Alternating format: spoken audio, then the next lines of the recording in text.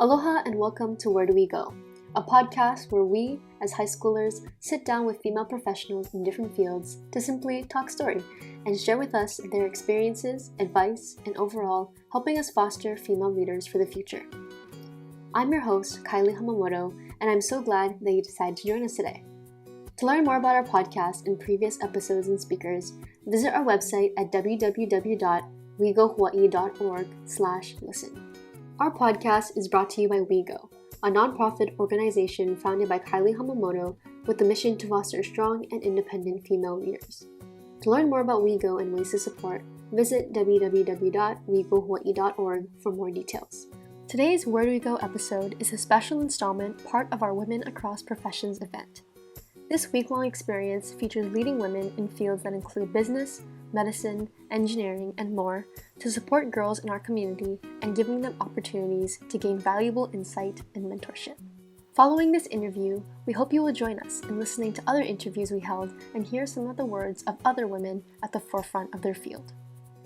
To learn more about Women Across Professions and to listen to other interviews, visit www.wegohawaii.org/womenacrossprofessions.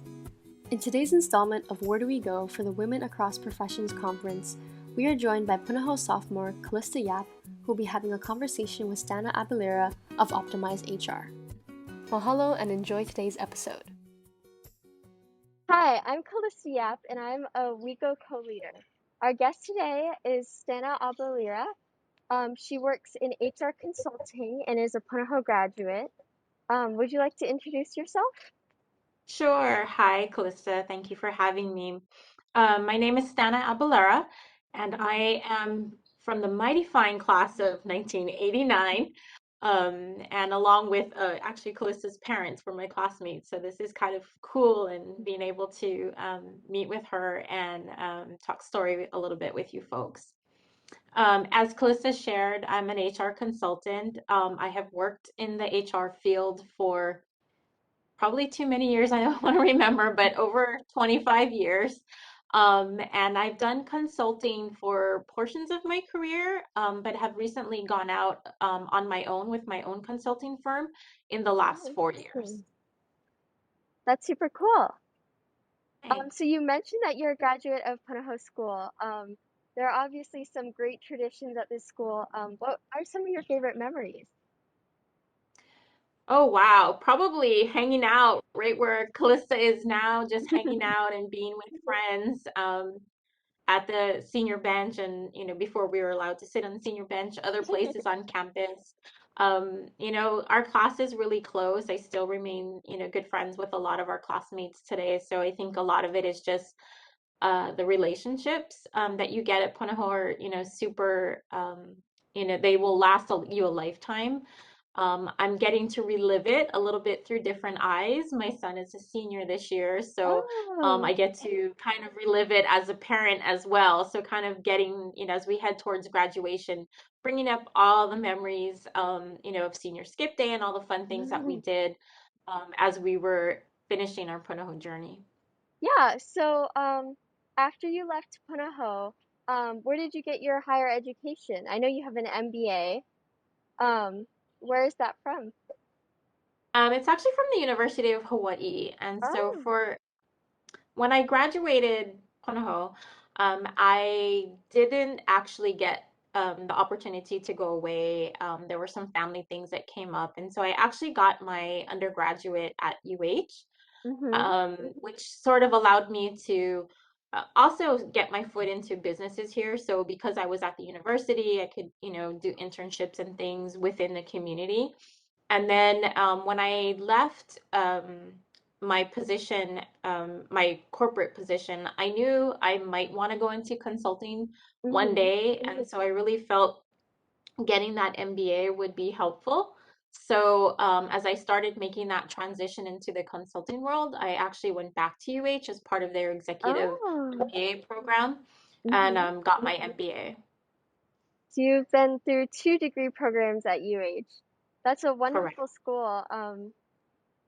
What were some of your favorite memories there? Like, what were some of the best things that you learned that prepared you for, quote unquote, the real world? I think, like I said, the because we were within the Hawaii community, it Mm-hmm. allowed me to have internships that with Oh. different community businesses. So I was Mm-hmm. able to make connections with people. And so I think as I started getting closer to graduation, I was Mm-hmm. able to intern at one of the local banks, which then led to my first job at another local bank. Oh. And so I think having those relationships and being able to build those networks while you're in school Mm-hmm. was super important. And because my career has mostly been in Hawaii, I've built up, Mm-hmm. from those experiences that I had in college, all the way till now, I continue to have connections with, different folks in places that I've worked, to be able to leverage in the work that I do today. That sounds wonderful. I know everybody in Hawaii like knows each other, so I'm sure it's the same and probably even more so in like specific communities. Um, are there any like people that you've met that you like really made an impact on you in this community? As I was saying, is that, with, um, the transition from school into the real world is Mm-hmm. sometimes, what you learn in a book isn't always what's practical in the workplace. Yeah. And so where I really got my feet wet was in, my first job, which I was actually still in school. I was a senior in school, and got my first job, but I did have a really good mentor who continued to push me. And, we used at the time when I was in it, I hated it because every time I would go, she would ask me a question, well, why? Well, why? And I'm like, I don't know. And then so it taught me to be prepared Mm-hmm. for those kinds of questions. And it just was a good experience for me learning to question, things. And I think that, Punahou gives you a good background to be able to, know how to solve problems that you don't know about, right? Not every, you have to, work with people, collaborate with people, figure out how you're going to approach something. And the same, what you necessarily learn in a book isn't always the right way, but it gives you things that you can apply and then figure out, as you get into the real world, how to apply those differently in different situations. Super interesting, and that's really great advice. That's something that I'll probably keep with me. Um, so why were you drawn to business as a career? Like, what Um, about it was interesting or enticing or made you want to learn more? I when I graduated and I went to school, I wasn't Mm-hmm. really sure what I wanted to do. I figured, well, business, I could figure out, a lot of jobs, that are in the business world that I could figure it out. And when I started in my major in business, I Mm-hmm. actually was very drawn to accounting. So Oh. I liked math and I liked the numbers and the absoluteness of having numbers and everything balancing. And so I was pretty much set on having an accounting career. And Mm-hmm. I think I made it through accounting one. I loved it. Got to accounting two. I was like, yeah, I don't know if I can do this for the rest of my life. And then I was like, okay, I'm already in business school. I don't want to go back. I got to Mm-hmm. figure out what to do. And so I sort of fell into HR. And my rationalization there was that, well, every business has people and we'll Mm-hmm. figure out, and it to me gave me a little bit of everything because it still gave me the numbers part of it because you still have to Mm-hmm. understand the finances and the accounting Mm-hmm. pieces of the world. You also have marketing.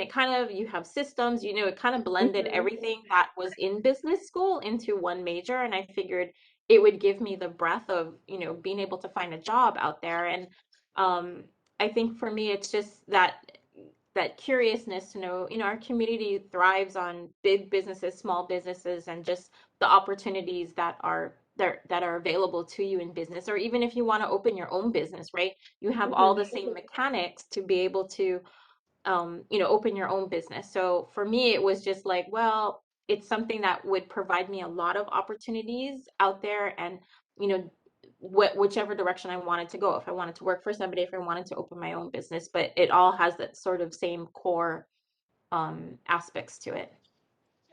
Yeah, so you've touched on this a little bit, but what were some of the pathways that some of your classmates, other pathways that some of your classmates at Shidler College of Business took? So are some of them entrepreneurs? Do they work in marketing? You mentioned that there's accounting and HR, of course.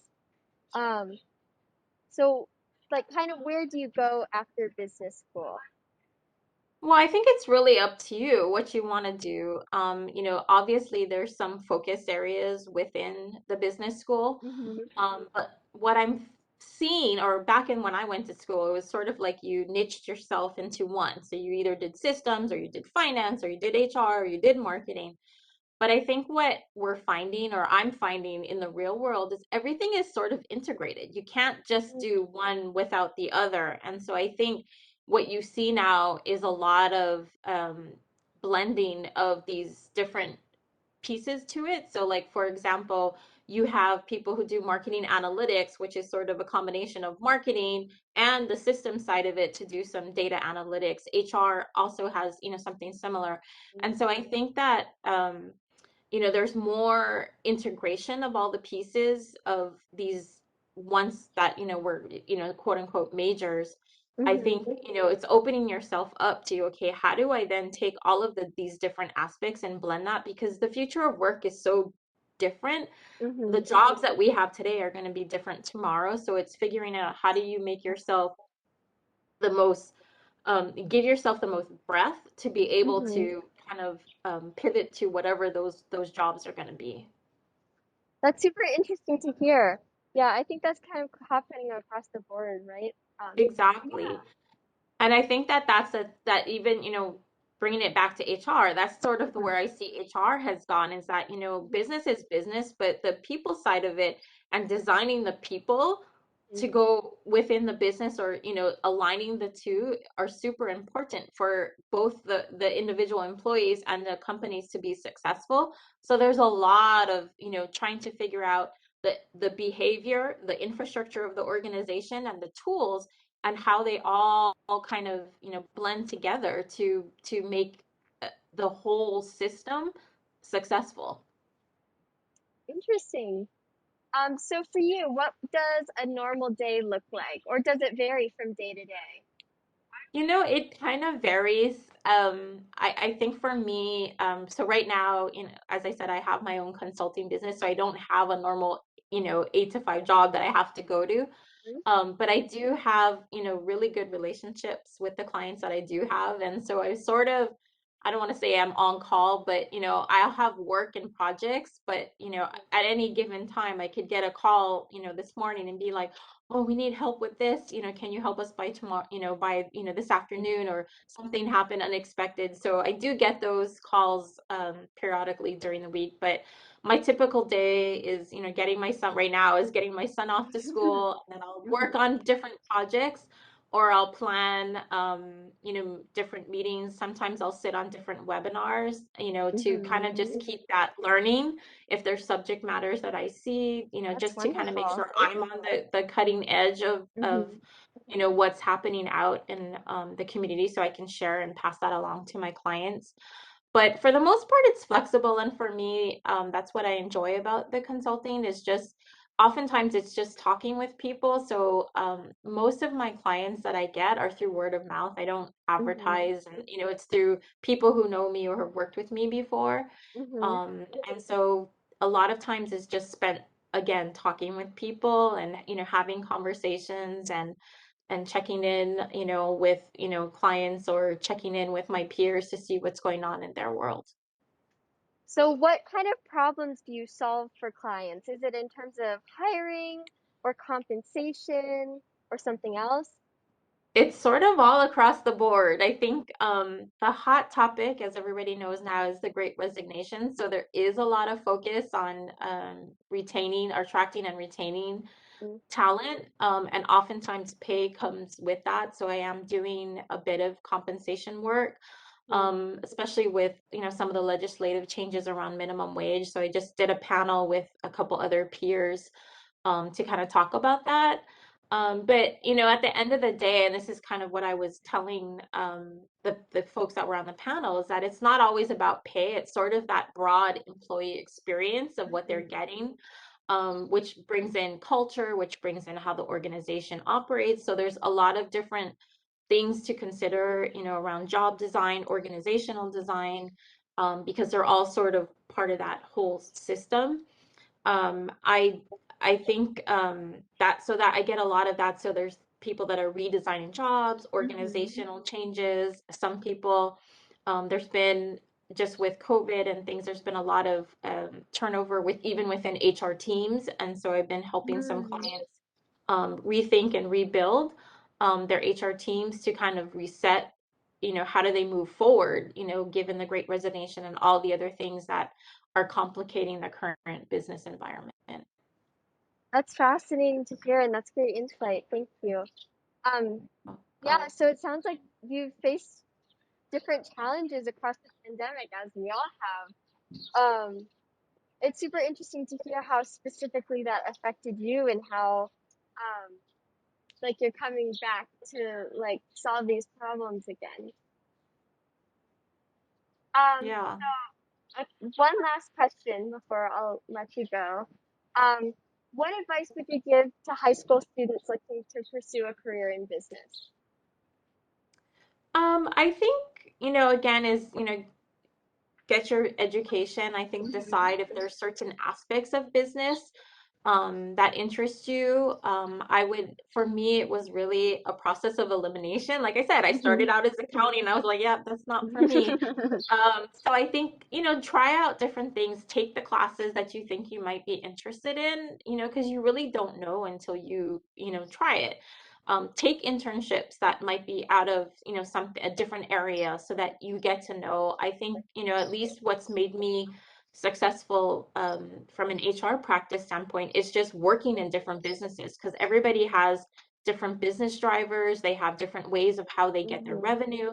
So if you understand all of that, you can apply the principles, of HR or marketing or whatever you're doing. Mhm. If you kind of just have that exposure to these different businesses, like you have nonprofits, you have for-profit businesses, and they work a little bit differently, but so understanding that just helps you be, a better practitioner in whatever you decide to do. Mhm. Um, and I think, building that network of people that you can tap into. I would say even, for human resources, when I first started school, and I think there's still some organizations that think this way is that, oh, you're in HR, so you know everything about HR. And I'm like, HR has gotten so complicated in the last 25 years. It's like, no, I'm not. I don't know everything in HR, but if I have a question, I'm okay with, well, let me check with somebody who is the expert in this particular area of HR.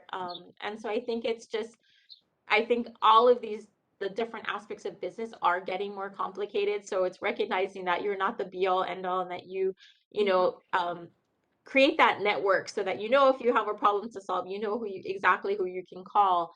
Because it might be something that's not familiar to you or you don't Mhm. know, and that you have somebody that, in the back, waiting in the wings to phone a friend and ask a question to. Um, I think other than that, it's I think it's just figuring out how do you if you want to open your own business, what is it that you have to offer? And like for me, for consulting, I think I can only be as effective as the experiences I've had. And so I feel like, okay, because now I'm in this point in my career, I do have experience that I can tap into. That experience is valuable. I think, a lot of times, somebody asked me, how do you become a consultant? And I said, well, there's different tracks. So, like, if you go to college, the big colleges, they'll have, you can go and work for a big consulting agency, and that's one way to do it. Another way, is to go the corporate route, which is what I did, get that experience, and then you have something to fall back on in terms of your own experience to be a consultant at the later part of your life. So, I mean, I think there's different ways to get there, and just be thinking about, all of the opportunities that you can leverage, wherever you are, whether you're starting college, where you're ending college, whether you're still in high school. There's just figure out all of the different experiences that you think might be helpful to you going forward, and gravitate to all of these opportunities that are out there that of interest to you. And hey, I look at it as an experiment. If you try something and you don't like it, no harm done, right? So I Mhm. think it's just getting those experiences under your belt, and you'll kind of your path will be, created for you. That's great advice. I think for business and for everything, really, for life, for other fields. Yeah. So is there anything else you'd like to say to WeGo members or people listening to this podcast before you leave? No, I think, again, I think even, getting involved in these kinds of organizations and getting exposure, I think is a really great thing. So, kudos to you and your Mhm. club for Thank you. providing these opportunities. And yeah, if there's anything else that anybody has a question, has an interest in HR, I do, another, thing I do a lot is mentorship. So, I do work closely with the university, and I'm happy to work with high schoolers as needed if they really have an interest or passion for business or HR. I'm happy to be a sounding board and thought partner for anybody that might have that interest and wants to know what it's really like Mhm. out there in the real world. I'm happy to do that. That's such a generous offer. Thank you for taking the time to speak with me today. I really appreciate it. I'm sure everyone who's listening to this, who's looking forward to a career in business, is probably super fascinated to hear this too. You've offered some great insight and really given us a window into what business as a field looks like and what HR is about. Thank you for that. You're welcome.